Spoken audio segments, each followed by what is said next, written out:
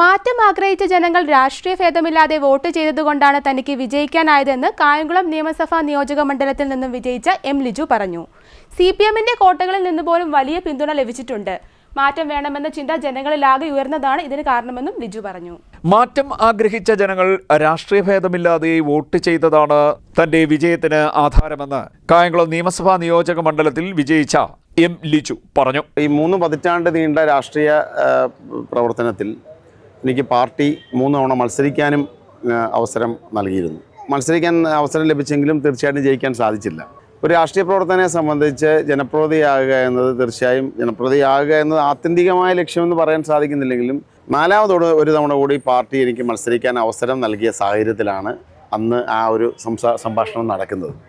തീർച്ചയായിട്ടും എൻ്റെ മനസ്സിലൂടെ ഇതെല്ലാം കടന്നുപോയിരുന്നു. അപ്പോൾ ഞാനൊരു അവസരം അഭ്യർത്ഥിച്ചാണ്. കാരണം ഒരു രാഷ്ട്രീയ പാർട്ടിയെ സംബന്ധിച്ച് എന്നും ഒരാൾക്ക് മാത്രം സീറ്റ് നൽകുക എന്നത് പ്രായോഗികമായ കാര്യമല്ലല്ലോ.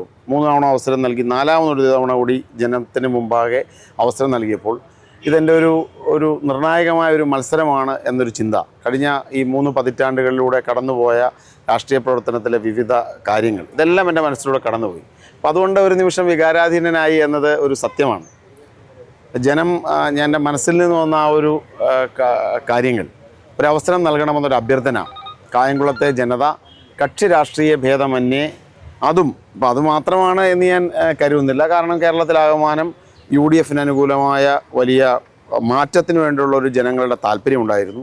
കായംകുളത്തെ UDF നടത്തിയ അതിശക്തമായ സംഘടനാ പ്രവർത്തനം അതിനകത്തൊരു ഘടകമാണ്.